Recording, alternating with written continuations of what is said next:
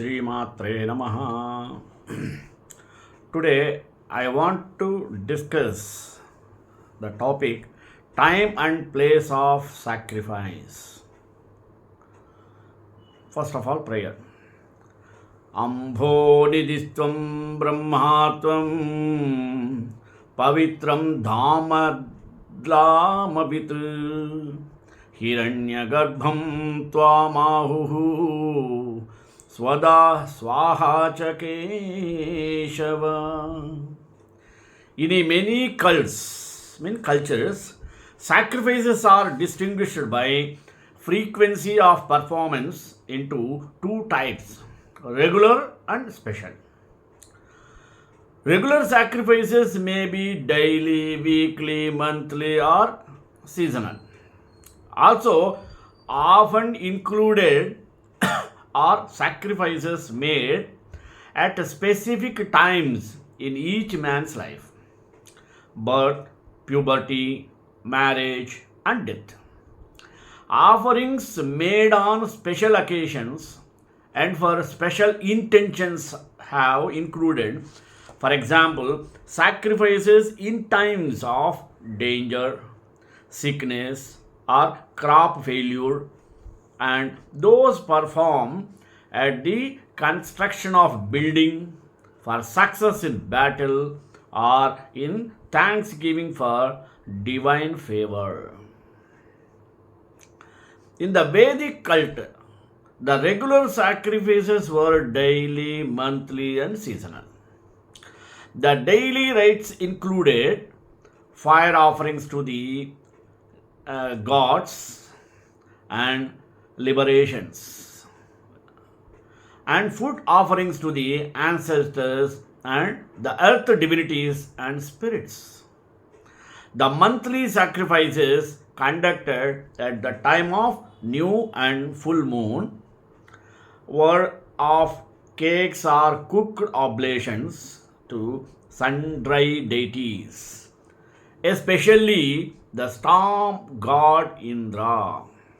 Some daily, monthly sacrifices could be celebrated in the home by a householder, but only the official priesthood could perform the complex seasonal sacrifices offered 3 times a year: at the beginning of spring season, of the rainy season, and of the cool weather, for the purpose of expiation and of abundance. Of the occasional sacrifices which could be celebrated at any time, especially important were those associated with kingship, such as the royal consecration and the great boar's sacrifice, performed for the increase of the king's power and domain. In ancient Judaism, the regular or periodic sacrifices included the twice daily burnt offerings, the weekly Sabbath sacrifices, the monthly offerings at the new moon and full moon celebrations such as Pesach, Passover, Yom Kippur, Day of Atonement, and Sukkot, Feast of Tabernacles. But special sacrifices were usually of a personal nature, such as thank and votive offerings and guilt of offerings. The common place of sacrifice in most cults is an altar. The table type of altar is uncommon. More often, it is only a pillar, a mound of earth, a stone, or a pile of stones. Among the Hebrews in early times and other Semitic people, the altar of the god was frequently an upright stone established at a place in which the deity had manifested itself. It was Bethel, the house of God. Frequently, the altar is regarded as the center or the image of the universe.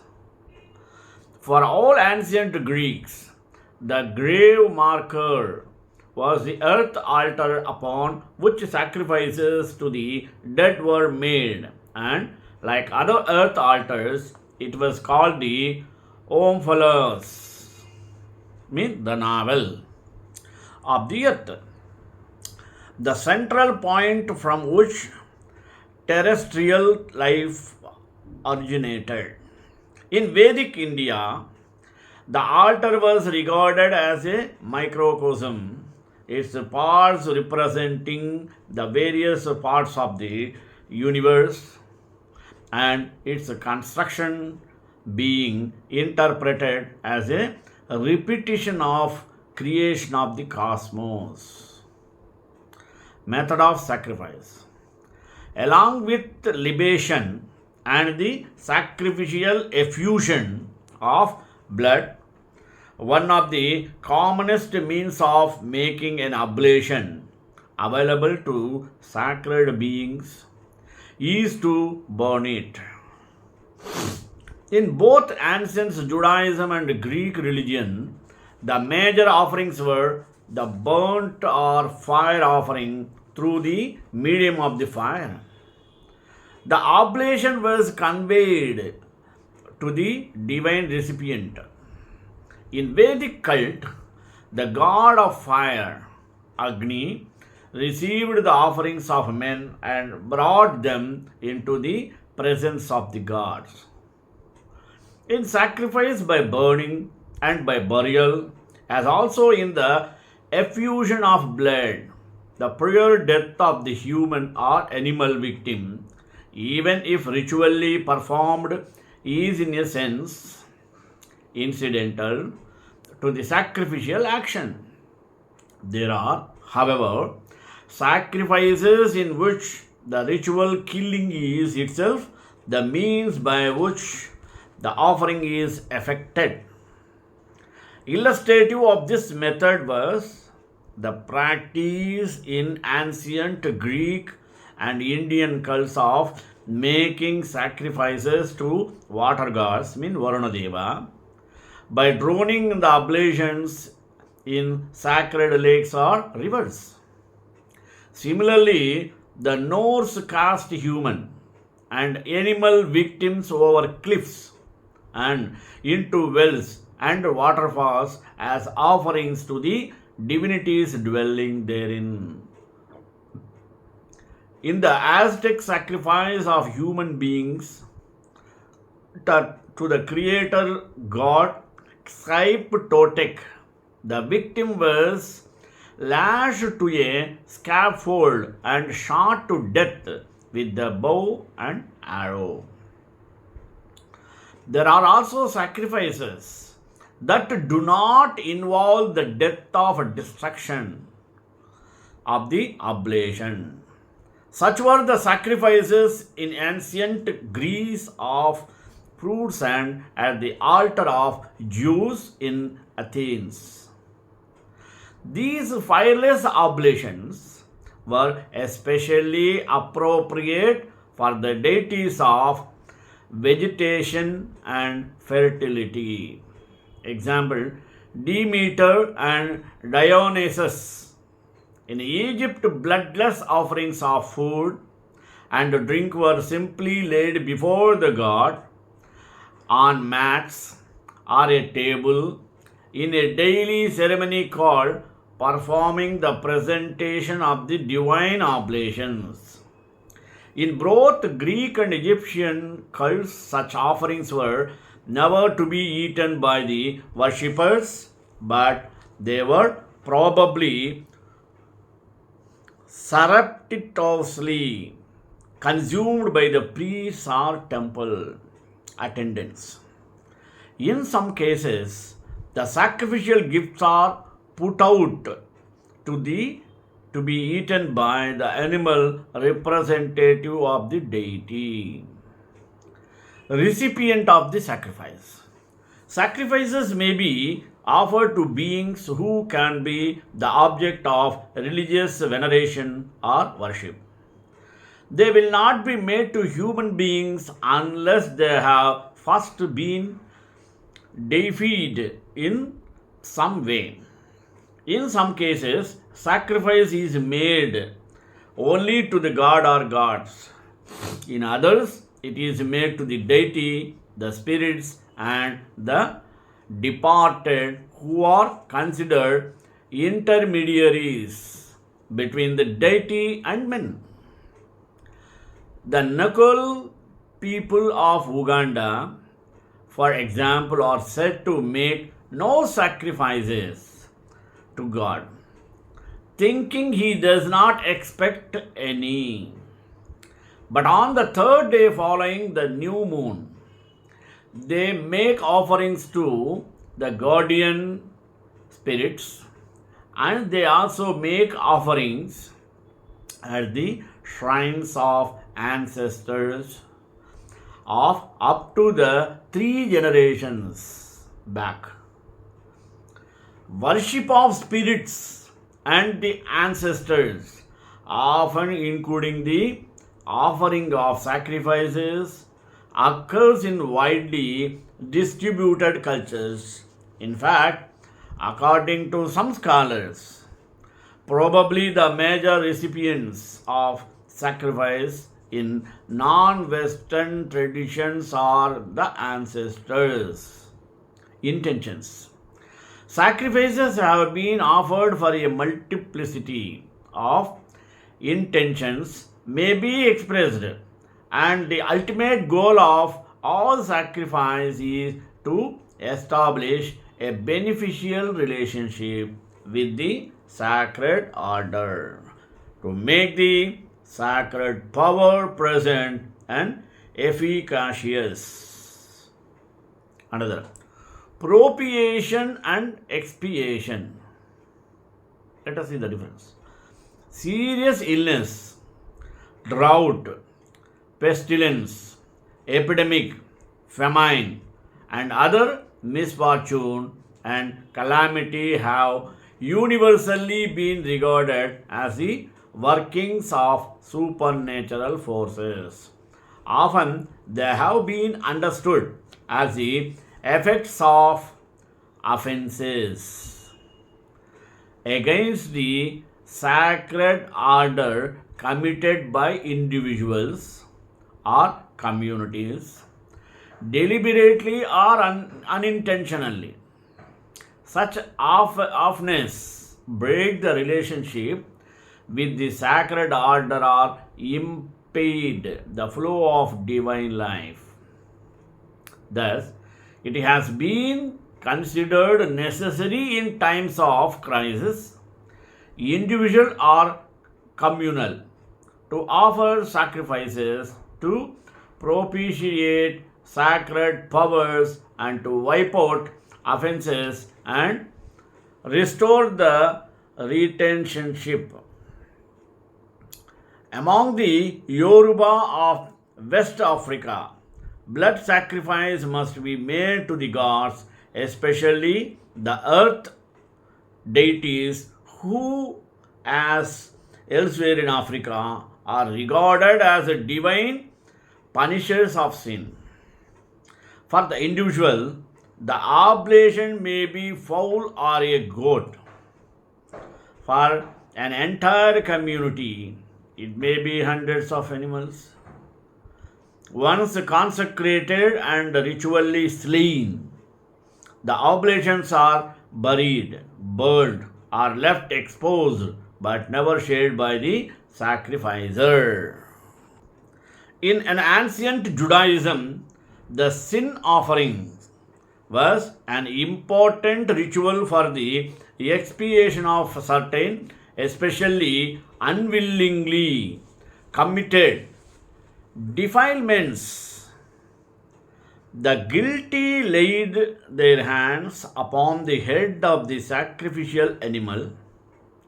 thereby identifying themselves with the victim, making it their representative. After the priest killed the beast, blood was sprinkled upon the altar and elsewhere in the sacred precincts.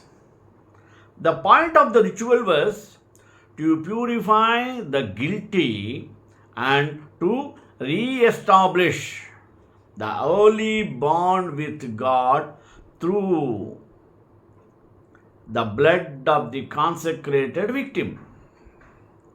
It was as such an expiatory sacrifice that early Christianity regarded the life and death of Christ. By the shedding of his blood, the sin of mankind was wiped out and a new relationship of life, eternal life, was effected between God and man. There are sacrifices, however, in which the victim does serve as a substitute for the guilty. In some West African cults, a person believed to be under death penalty by the gods offers an animal substitute to which he transfers his sins.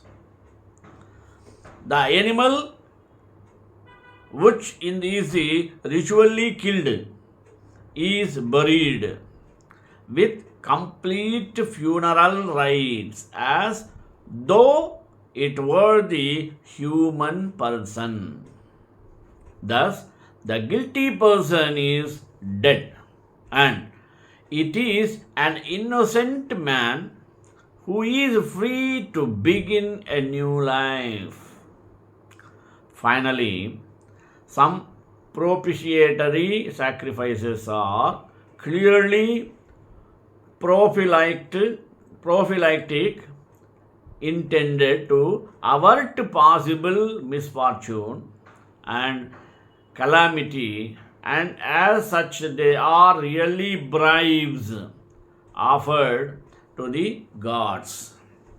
Thus, in Dahomey libations, and animal and food offerings are frequently made to a variety of earth spirits to ensure their good favor in preventing any adversity from befalling the one making the offerings.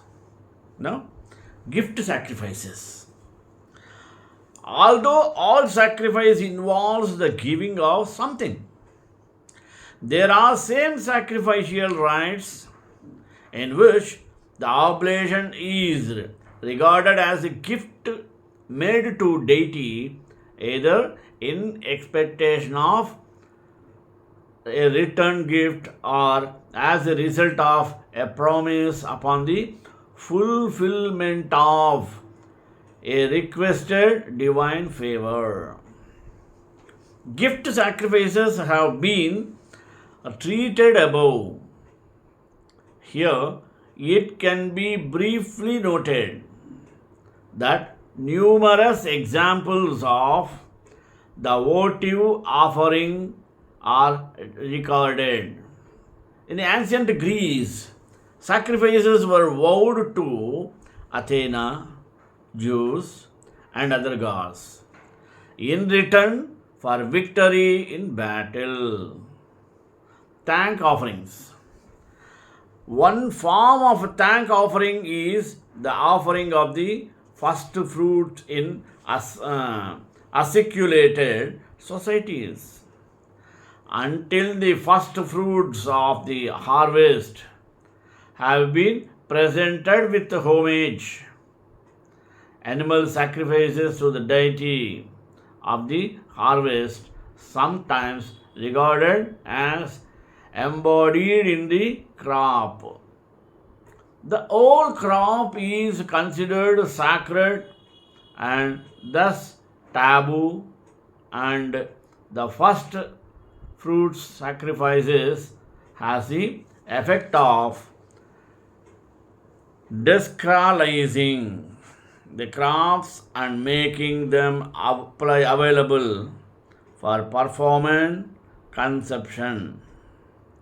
It is a recognition, but university ownership of the harvest and the means by which man is reconciled with the vegetational powers from whom he takes.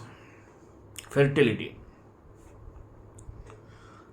Another distinctive feature of the first fruits offering is that it serves to replenish the sacred potencies of the earth depleted by the harvest, and to ensure thereby the continued regenerations of the crop.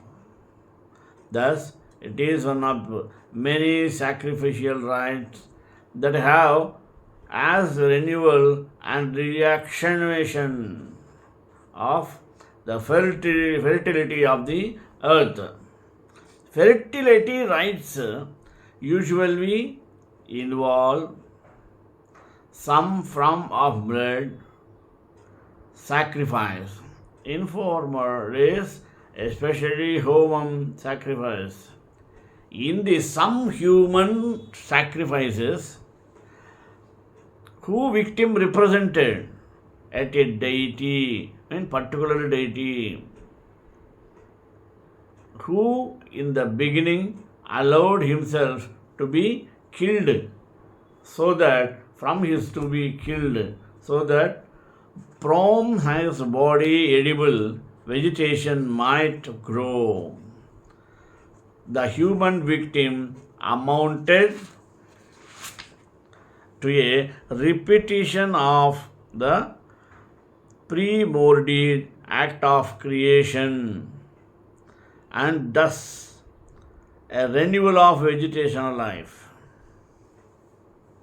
In other human sacrifices, representing a vegetation spirit that annually died at harvest or harvest time, so that it might be reborn in a new crop. In still other sacrifices, at a planting, the blood of the victim, it is buried or put into dustbin for fertilize the earth and recharge its potencies. In still other sacrifices, at planting time or in time of famine, the blood of the victim, animal or human, was let upon the ground and its flesh buried in the soil to fertilize the earth and recharge its potencies. Building sacrifices. Next one. Numerous examples are known of animal and human sacrifices made in course of construction of the houses, shrines, and other buildings, and in the laying out of villages and towns. Their purpose has been to consecrate the ground by establishing the beneficent presence of the sacred order, and by repelling or rendering harmless the demonical powers of the place. In some West African cults, for example, before the central pole of shrine or a house is installed, an animal is ritually slain, its blood being poured around the foundation and its body being put into the post hole. On the one hand, This sacrifice is made to earth deities and the supernatural powers of the place, the real owners, so that the human owner may take possession and be ensured against malevolent interferences with the construction of the building and its later occupation and use. On the other hand, the sacrifice is offered to the cult deity to establish its benevolent presence in the buildings. Mortuary sacrifice. Throughout the history of man's religions, the dead have been the recipients of offerings from the living. In ancient Greece, an entire group of offerings was consecrated to the dead. These were libations of milk, honey, water, wine, and oil poured onto the grave. In India, water and balls of cooked rice were sacrificed to the spirits of the departed. In West Africa, offerings of cooked grain, yams, and animals are made to the ancestors residing in the earth. The point of such offerings is not that the dead get hungry and thirsty, nor are they merely propitiatory offerings. Their fundamental intention seems to be that of increasing the power of life of the departed. The dead partake of the life of the gods and sacrifices to the gods who bestow never ending life. In Hittite funeral rites, for example, sacrifices were made to the sun god and other celestial deities, transcendent sources of life, as well as to the divinities of earth. Communion sacrifices. Communion in the sense of bond between the worshipper and the sacred power is fundamental to all sacrifices. Certain sacrifices, however, promote this communion by means of sacramental meal. The meal may be one in which sacrificial oblation is simply shared by the deity and the worshippers. Of this sort were the Greek Thaisia and the Jewish Jewah sacrifices, in which one portion of the oblation was burned upon the altar and the remainder eaten by the worshippers. Among the African Yoruba, special meals are offered to the deity.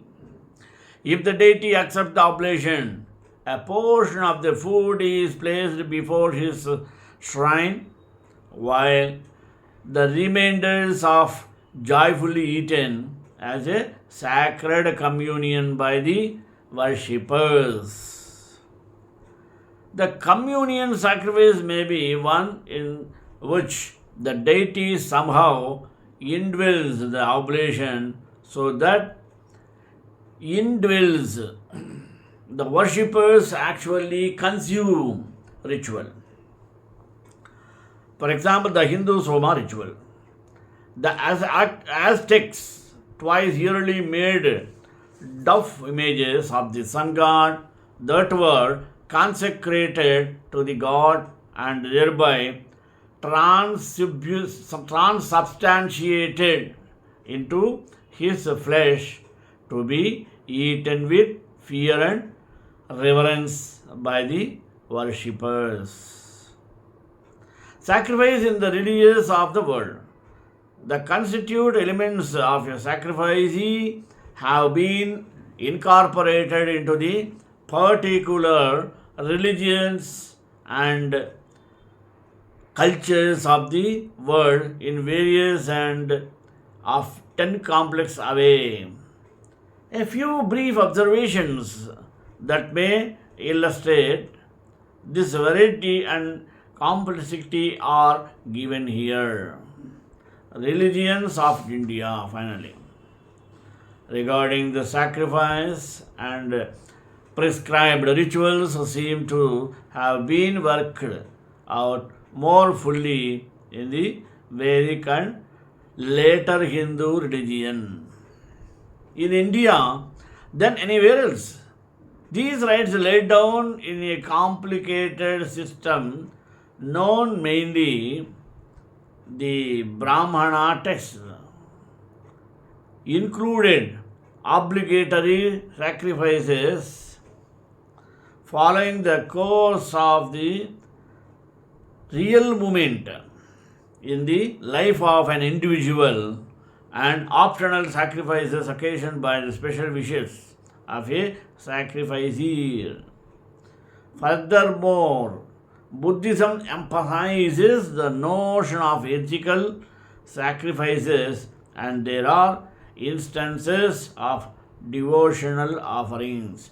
Shrekanta Kalyana Nidram Sri Venkatnivasaya Srinivasaya Mangalam Mangala Sanprayodacharya Sarvesha Urvairacharya Satkutaya Astu Mangalam.